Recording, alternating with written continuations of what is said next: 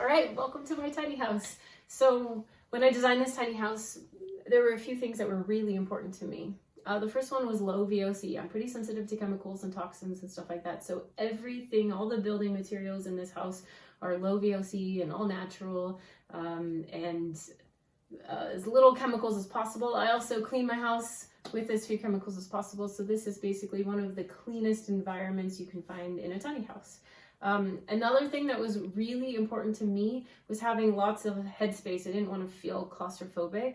A lot of tiny houses, you walk in and you just feel like the world is smaller. Well, I wanted this small space to feel really big and really open with lots of natural light. So there's windows all across the top on both sides. There's 5-foot French doors on both sides of my living room, and it just feels bigger on the inside than it is on the outside. So it's like magic. Another thing that was really important to me is adequate ventilation. Living in small spaces can also often lead to mold and moisture problems. So I wanted to make sure that there was lots of ventilation. So there's ample windows, and all 4 corners of the upstairs have windows that open. There's also a passive air intake and a fan on a timer in the bathroom. So even when you're not home, you can still get good ventilation in the house. Another thing that was really important to me is having access to like my Wi-Fi or microwave, and everything is basically, I can turn off everything so that there's no EMF radiation in the house. So basically everything is really easy to be EMF proof. There's even a grounding wire in the bedroom loft if you want to put in like an EMF blanket or something like that. So with that said, let's go to the favorite part of the tiny house, which is the kitchen. I am a chef, so it was really important to me that I had a practical and useful kitchen, but it's my dream kitchen. So it has these gorgeous walnut countertops. It's solid butcher block and it's full depth. And it was also important for me to have space for my knives and all of my kitchen gadgets. So all of these drawers are built custom. So this drawer fits my knives, but it's full depth. You can use every single inch of space underneath these countertops. Because these are custom made counters, you're not losing any depth of the drawers. These are full depth drawers, okay? They're also all soft close. It was also important to me to have a functional range. So this is a propane oven with 3 burners, which as a chef, even hosting for small parties and stuff like that, this has been ample enough. This is everything that I could need. I can supplement this with electric gadgets. There's outlets on both sides of the stove, so if I want to put a pressure cooker while I'm cooking something on the stove, then I have all this usable space on both sides of the stove. That was really important to me. There's space here, there's space here, so I can go at it in my classic chef sense of just, you know, cooking to my heart's content. I also designed storage for larger cutting boards and larger cookie sheets and stuff like that. I also was trying to think ahead. If you want a larger stove, okay, you can pull out this cupboard and then you get a 28-inch stove. So you can put a larger stove in here if you want a larger stove, okay? Another thing to note is I installed this cookbook shelf, so you have access to your cookbooks and your favorite wine, okay? We also have a full depth pantry, okay? And if you wanted more space, okay, I added more workspace in the pantry. Now this also doubles as a great way of reaching things in the back of your pantry. Okay. It also is a great spot to put groceries as you unload groceries into your fridge. Okay. And there is so much room for appliances in here. All of these shelves come out so you have access to all of your gadgets. Okay. And I installed outlets in the pantry. Okay, so if you want to just keep your toaster here and plug it in, you can have, or your coffee station or something like that, you can leave it all plugged in and have it right at your fingertips. Another important thing to note is that the interior dimension of this cabinet is 24 inches. That means that you can fit a microwave or a wall oven or something within this pantry here. And the outlet itself is on a switch. So if you do install a microwave or something there, you can turn off the microwave when you're not using it. Okay, so now let's go to the other side of the kitchen. So one of my favorite things about this side of the kitchen is the fridge. It is a full-size Low-VOC fridge. It's 13.7 cubic feet of storage space, and it is super energy efficient and whisper quiet. And there's room in here for everything from wine bottles to milk jugs or to prep food, and all of the produce bins are right at like waist level, so it's really easy to get into your fresh produce bins, and less things go bad because it's right there, it's accessible. And Bear did a great job in designing the freezer. Everything is in drawers, so you can really access every inch of the freezer, and there's even an ice maker in here. Okay. Now it feels like this fridge is a little bit taller, and that's because it's sitting up on a 14-inch wheel well, and I used the space in front of the wheel well to be like a root cellar. This is where I have, my extra produce. This is also where I ferment foods and throw some extra tools in here too. So basically every inch of space in this kitchen is used with storage. There's so much storage in this kitchen. There's even a spot that's really tall storage, so you can store everything from paper towels to even a food dehydrator and water bottles and stuff like that. So you have all this huge practical full depth storage for everything that you could possibly need. There is more practical usable storage space, more countertop space than my parents' 2,500 square foot house.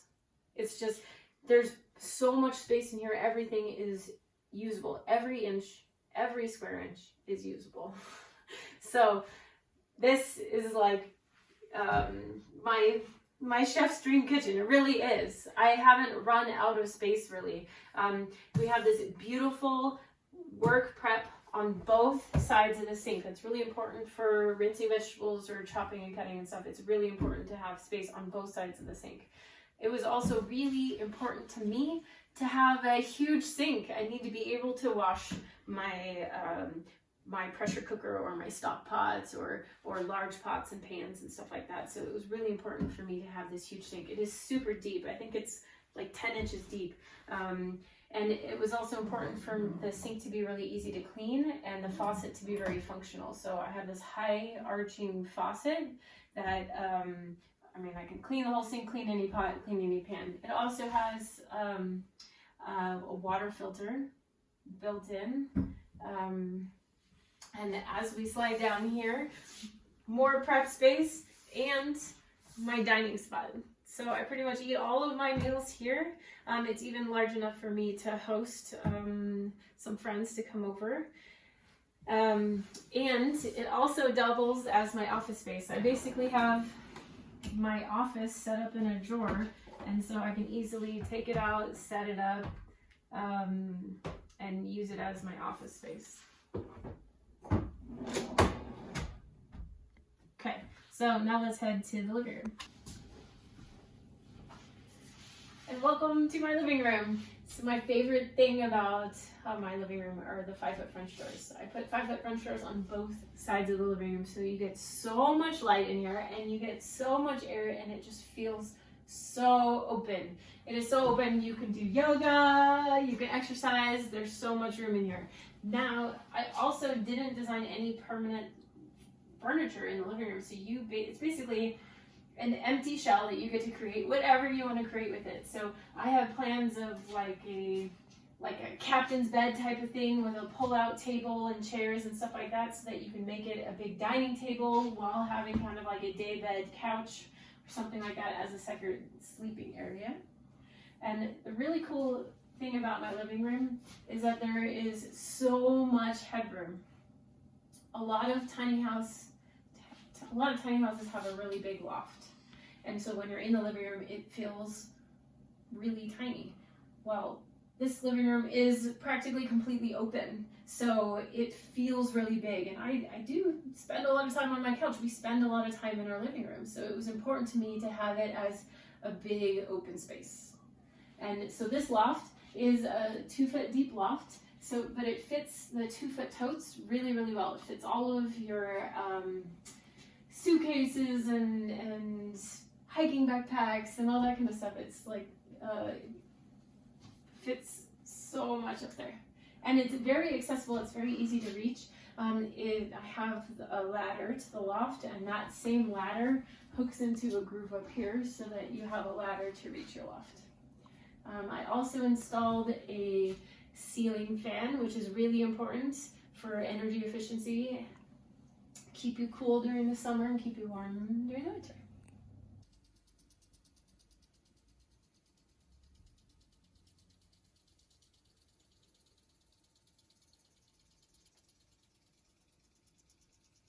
All right, so let's head to the closets. Now, one of the biggest complaints about tiny houses is that there's not enough room for clothes or shoes, things like that. Well, I designed this closet to be super functional and have so much room for clothes. You could probably put, 4 or 5 weeks of clothes in here. There's so much room for clothes. And I designed these cubes on the side so that they're double deep, so that you can fit maybe your winter clothes behind while your summer clothes up front. There's also 2 clothing rods. So you could have his and a hers, or you can make all this hers, and there's room for shoes at the bottom. Okay, so if we come down here, we have shoes, and we have more storage for gloves, and this is also 2 feet deep right here. So.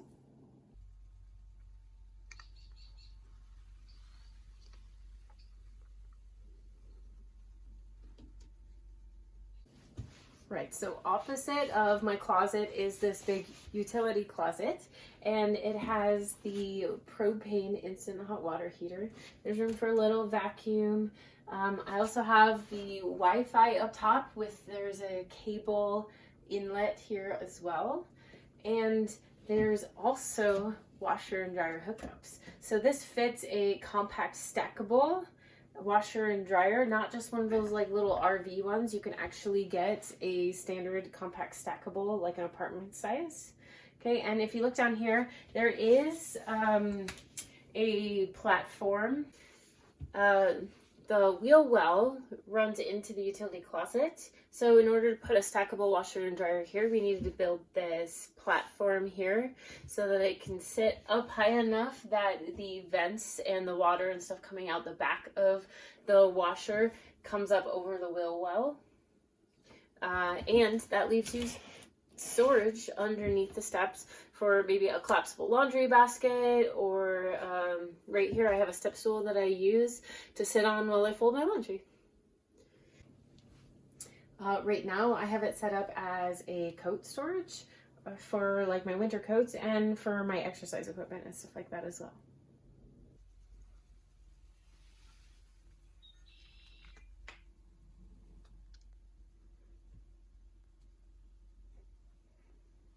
So in between my utility closet and my dressing closet is the bathroom.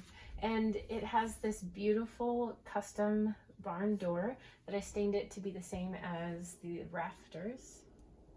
And it slides just like glass. Okay, and then as we head into the bathroom, we have this pedestal sink, which has a very useful size sink. A lot of tiny houses have a sink so small that you can barely wash your hands in here. Well, this is big enough that you could probably wash a towel in there. It has flip out storage on the front and lots of storage beneath.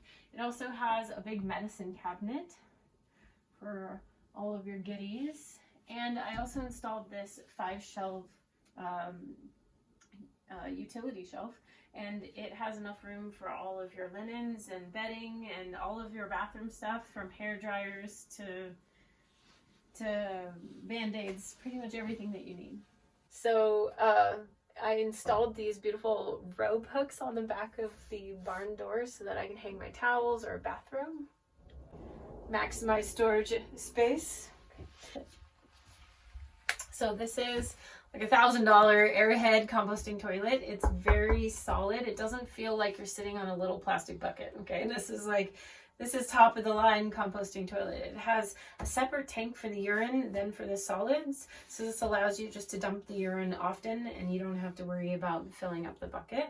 And then the bucket is a dry composting bucket, so you just basically throw it out with the trash. The really cool thing about having a composting toilet is you don't have to be hooked up to a sewer line.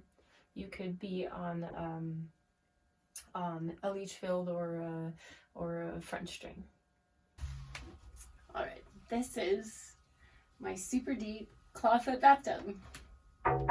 It's actually made out of cast iron. It weighs about 300 pounds, but it is 54 inches long and it's a little bit narrower than a standard bathtub. But the coolest thing about this bathtub is that it has a water depth of 17.5 inches. Now, a standard bathtub, the average is about 10 inches. And so this one is about 17.5 inches. You get 2/3 the amount more water depth. It is amazing. If you're like me and you like Epsom salt baths, then this is the way to go because you don't have to lose your baths to live tiny. And this bathtub, because it is a little bit shorter and a little bit narrower, saves a lot of water over like a 70-inch clawfoot bathtub, so to speak. Like, will use 4 times as much water as this will. So, yeah.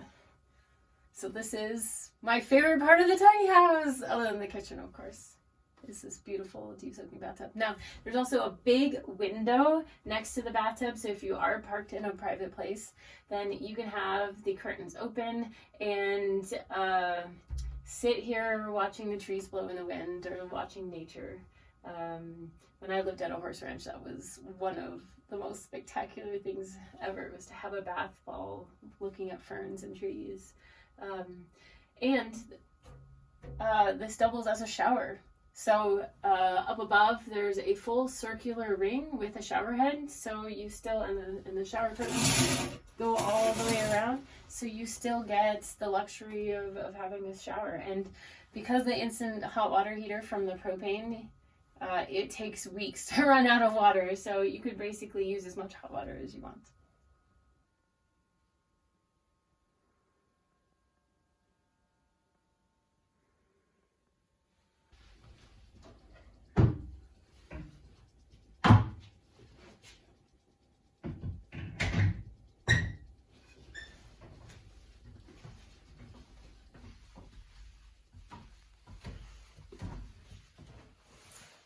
Welcome to my bedroom loft. So this is an 8-foot loft. It's over the closets and the bathroom. And as you can tell, there's lots of headroom up here and it fits a queen size bed very comfortably. There's also enough room on either side of the bed for a little bit of storage. If you need additional storage, you can always add more storage over the pantry or over the fridge. One of my favorite things about the storage loft is the steps. These steps were designed and built by Seattle Tiny Homes. They're made out of a really hard wood. They're made out of maple. And this is great because the steps are rated for over 300 pounds. They're also designed with these like P-shaped steps. So the cool thing about this ladder is that you can climb up face first, or you can go down, face forward. So they're very easy steps to use.